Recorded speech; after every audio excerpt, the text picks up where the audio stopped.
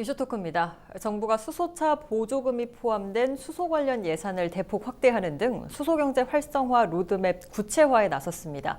이에 따라 수소차 보급 확대에도 탄력이 붙을 것으로 보이지만 관련 인프라 구축은 턱없이 부족한 상황인데요. 글로벌 수소차 시장에서 우위를 선점하기 위한 경쟁이 치열한 만큼 정부와 업계의 대응은 어떻게 이루어지고 있는지 이 시간 이야기 나눠보도록 하겠습니다. 한국폴리텍대학 자동차과 김용현 교수와 함께합니다. 안녕하십니까? 안녕하세요. 네, 반갑습니다. 오늘은 수소차 보급의 상황 또 여러 가지 관련 산업에 대한 이야기를 좀 나눠보도록 할 텐데요. 먼저 부산의 경우에는 수소차 보급의 현황, 지원책 등 생태계가 좀 어떻게 구성이 되어 있는지 설명 좀 부탁드립니다. 수소 전기 자동차 보급에 있어서는 전국에서 최상위권을 유지하고 있다라고 보고 싶습니다. 네. 그러니까 전반기에 400대 정도 보급이 됐고요. 네. 또 올해 연말이 가기까지 한 800대 정도 보급하겠다는 계획이고 2년 후에는 한 4,500대까지 보급을 하겠다라고 하는 시에 네. 어떤 그런 이제 목표가 있기 때문에요. 이런 부분에 있어서는 아주 고무적으로 볼 수 있고요. 또 한 가지는 부산이 가지고 있는 지리적 장점이 있습니다. 네. 울산에서 수소 전기 자동차에 주입할 수 있는 그 수소 연료를 생산할 수 있는 그 공장이 있습니다. 네. 따라서 이제 그 연료를 생산해내고 유통하는 데 있어서 유리한 고지를 가질 수 있기 때문에요. 향후에 어떤 그 이 물류 비용이라든지 네. 이런 부분 절약한다면 연료 가격에 있어서도 상당히 유리한 그 위치에 있지 않나 생각합니다. 생태계 조성에 있어서는 아주 안성맞춤이라고 생각합니다. 네, 그렇군요. 부산 같은 경우에는 이 수소차 생태계에서는 좀 완벽한 네. 어쨌든 비교를 해보자면 네. 그런 우위를 선점을 하고 있다라고 말씀을 해주셨는데 사실 친환경차 하면 우리가 쉽게 네. 떠올릴 수 있는 게 전기차, 그렇죠. 또 수소차 네. 이렇게 두 가지를 떠올릴 네. 수 있지 않습니까? 전기차와 수소차를 좀 구별을 해주시면 좋을 것 같습니다. 어떤 점이 좀 차이점이 있는지. 전기 자동차가 가지고 있는 단점을 극복한 게 이제 수소 전기 자동차라고 보면 되겠네요. 네. 전기 자동차의 제일 안 좋은 단점 두 가지가 충전 시간이 오래 걸리고요. 두 번째는 한 번 충전했을 때 갈 수 있는 거리가 짧습니다. 네. 지금 이제 그 우리나라에서 만든 그 코나 전기 자동차 같은 경우 한 번 충전하면 400km 갑니다. 서울에서 부산까지 내려올 수 있는 것이죠. 네네. 근데 이제 수소 전기 자동차는 한 번 충전하면 약 한 609km까지 갑니다. 서울에서 부산 내려왔다가 다시 대전까지 올라가도 충분합니다. 또 다른 하나는 이제 충전 시간인데요. 전기 자동차는 한 번 충전하는데 아무리 빨리 해도 한 40분 정도 이상 잡아야 되는데요. 네네. 수소 전기 자동차는 순수하게 충전하는 시간만 따지고 보면 5분 내에 충전이 됩니다. 굉장히 빨리 충전이 되는군요. 네, 그래서 뭐 극복해야 될 여러 가지 기술적인 뭐 충전 시간의 문제는 조금은 있지만 네네. 객관적으로 이제 충전하는 시간만 두고 봐서는 또 그런 거고요. 또 한편으로는 이제 수소 전기 자동차가 궁극의 이제 친환경 자동차라고 할 수 있는 거죠. 네네. 전기 자동차는 충전을 하기 위해서는 결국 전기를 써야 되고, 그렇죠. 그 전기는 발전소에서 돌아야 되고요. 또 발전소는 화석 연료를 쓰다 보니까 이산화탄소가 배출될 수밖에 없죠. 근데 이제 수소 전기 자동차는 순수 수소가 전기 화학 반응을 통해서 전기를 뽑고 그 전기를 이용하기 때문에 순수한 친환경 자동차라고 볼 수 있습니다. 네, 그런 장점들이 있습니다. 주행 거리와 또 충전 시간 그리고 정말 친환경적인 부분이다라는 그렇습니다. 이런 큰 차이 세 네. 가지 요소를 좀 볼 수 있을 것 같은데 뭐 최근에 정부가 좀 여러 가지 발표하는 걸 보면은 좀 수소차 보급이라든지 육성 사업에 좀 많이 집중을 하고 있는 것 같습니다. 네. 정부는 그렇다면 왜 하필이면 수소차 보급이나 육성에 이렇게 신경을 쓰고 있는지 그 부분에 대해서도 설명 좀 부탁드립니다. 전 세계가 흐름이 이제 내연기관차를 안 쓰려고 하죠. 네네. 이제 우리 미세먼지도 그렇고요. 그렇죠. 그리고 이제 또 요즘 한창 또 뭐 말이 많은 그 환경 오염, 또 지구 온난화 이런 여러 가지 것들 때문에 법으로 아예 이제 화석 연료를 쓰지 않으려고 하는 움직임이 있습니다. 네. 그래서 이제 마지노선을 그어놨어요. 몇 년도까지는 이제 화석 연료를 쓰지 않겠다고 중국이라든지 유럽, 독일 포함해서요. 또 미국도 앞으로 이제 그렇게 갈 겁니다. 그렇다면 살아남는 자동차는 결국엔 수소 전기 자동차라든지 또 전기 자동차죠. 근데 이제 우리가 수소 전기 자동차에 이제 포커스를 맞추는 이유는요. 전 세계에서 가장 먼저 수소 전기 자동차를 우리가 만들어냈습니다. 우리나라가요? 네, 네네. 개발했고요. 그러니까 개발이 중요한 게 아니고 이것을 팔아먹으려면 공장에서 찍어내는 라인 기술이 필요한데요. 그렇죠. 우리가 그 양산 기술도 제일 많이 갖췄습니다. 제일 빨리 갖췄습니다. 네. 이제 이런 것들이 향후에 우리의 어떤 일자리 산업이라든지 우리의 이제 전 세계적으로 이런 친환경차 바람이 불면서요. 또 이런 것들을 우리가 기술적으로 선점하기 위해서 정부에서 지금 주도권을 가지고 진행하고 있는 것 같습니다. 어쨌든 수소 전기차를 가장 먼저 개발을 했고 생산 그렇죠. 라인 구축도 가장 많이 되어 있기 때문에 그렇죠. 이 부분을 좀 잘 살려서 네. 수소차에 대한 보급이나 육성에 좀 집중을 하고 있는 것이다라고 네. 말씀을 해주셨는데 뭐 개발이나 생산은 어쨌든 뭐 우위를 차지하고 있습니다. 네. 그런데 보면 충전소 문제도 좀 가장 시급한 문제인 것 같고 뭐 네. 검사장 문제도 그렇고요. 네. 관련 인프라가 좀 많이 떨어지고 있고 네. 그런 지적들이 많이 좀 제기가 되고 있는데 네. 구체적으로 어떤 부분이 좀 인프라 상태는 어떤지 어떤 부분이 부족한지 말씀 부탁드립니다. 조금 시간을 거슬러 올라서 생각해 봐야 돼요. 네. 이제 그 질적인 차이에 대해서 많은 사람들이 뭐 지적을 하고 이러는데요. 실은 한 15년 전으로 거슬러 올라가 보면요. 네. 수소 전기 자동차 산업에 대해서 그 어디에다가 포커스를 맞추냐가 각 정부마다 달랐어요. 우리나라는 주로 수소 전기 자동차를 개발하는 쪽으로 포커스를 맞췄고요. 네네. 유럽이나 미국 쪽은 수소 전기 자동차보다는 충전 기술을 개발하기 위해서 앞서 나갔었어요. 그러다 보니까 이제 시간이 지나서 우리가 방금 말씀드렸다시피 가장 먼저 양산을 했었죠. 하지만 여기에 대한 핵심 기술은 미국이라든지 유럽이 갖고 있어요. 네네. 그래서 이제 어쩔 수가 없는 거죠. 포커스를 어디에 맞추느냐에 따라서 그렇죠. 이제 집중한 달라지니까. 부분이 달랐으니까. 예. 그래서 지금 그 약한 부분이 충전 기술 쪽에서 튀어나오고 있어요. 우리가 지금 전국에 한 37개 정도의 충전소가 있어요. 예. 뭐 올해 60개까지 늘리겠다고 하지만, 근데 그 중에 부품의 국산화율이 40%밖에 안 돼요. 나머지 60% 정도는 전부 해외에서 수입을 해오죠. 그렇죠. 그 중에서 핵심 기술이라고 할 수 있는 수소를 저장해서 담는 저장 탱크. 그리고 펌프, 수소를 압축하는 펌프, 그리고 고압 밸브 등등이 전부 외국에서 수입하다 보니까 이런 곳에서 고장이 발생되면 빨리빨리 대응이 안 되는 것이죠. 네네네. 일례로 그 서울에 있는 그 한 충전소, 상암 충전소 같은 경우는요, 저장 탱크가 미국 거였어요. 근데 이제 그게 고장 나서 빨리 기술자를 불러서 수리해야 되는데 코로나 시대 때도 네네. 이제 2주간 자가격리라든지 그렇죠. 그 여러 가지 것들이 문제가 좀 많이 있었죠.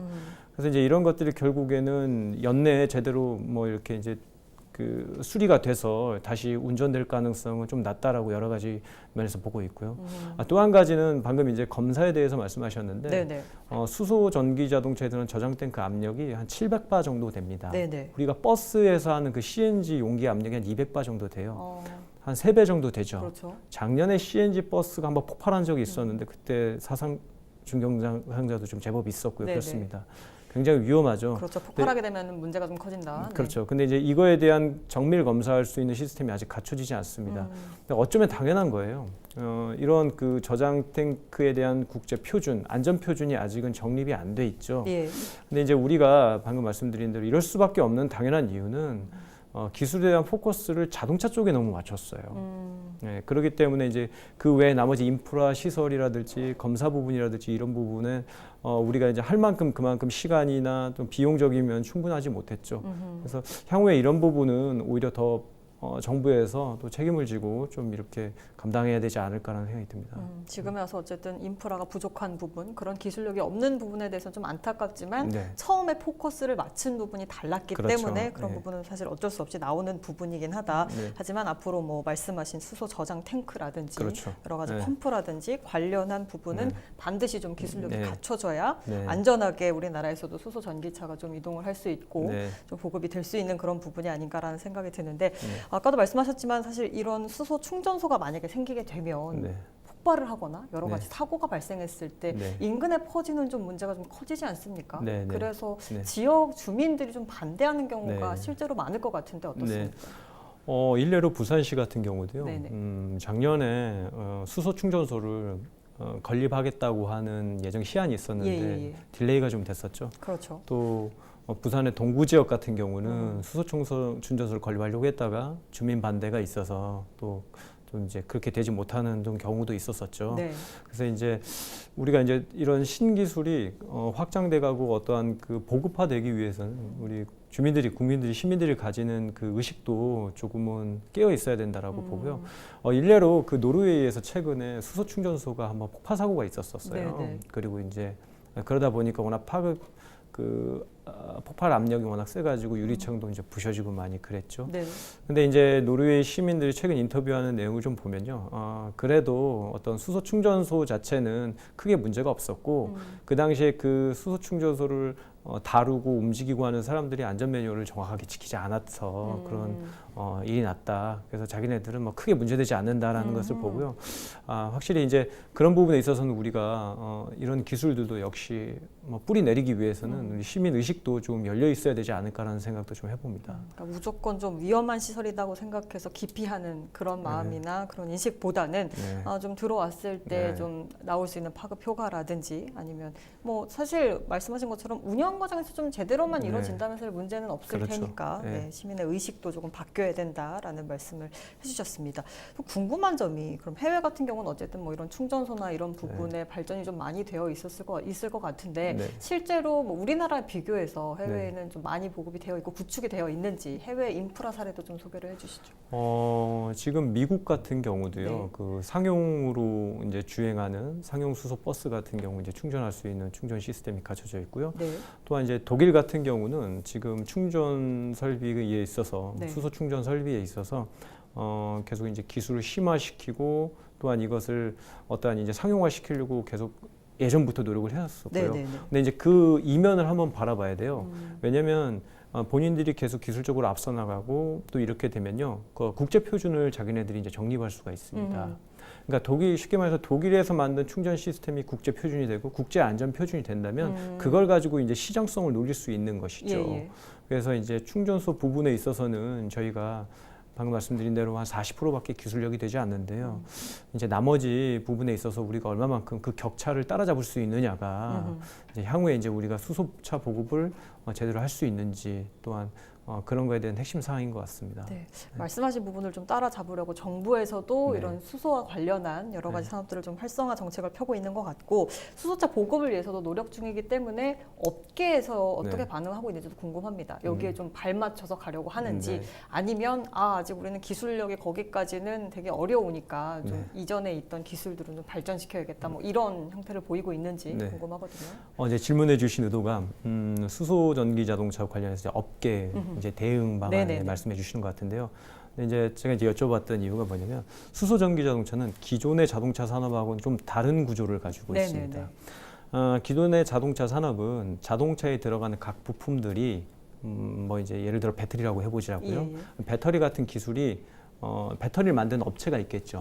이 업체가 기술력이 좋아지면 결국에는 그 기술이 그 자동차에 편입이 돼 버립니다. 그러니까 배터리 기술이 좋아지면 자동차의 품질이 좋아지니까 그래서 이제 그 관련된 부품이 결국엔 자동차에 편입되는 구조인데요. 수소 전기 자동차는 이거와는 좀 다릅니다. 재미있는 예로 지난달에 스위스에 우리가 이제 수소 전기 자동차 넥소가 있잖아요. 그 안에 있는 스택이라고 하는 전기를 만들어낼 수 있는 엔진과도 같은 역할을 하는데 그거를 4대를 그 스위스에서 판매를 했습니다. 스위스는 그걸 사가지고 차에다 넣을 수도 있고요. 전기를 만들어내니까 그걸로 뭐 전열기도 만들어낼 수 있고 차뿐만 아니고 뭐 드론도 날릴 수도 있습니다.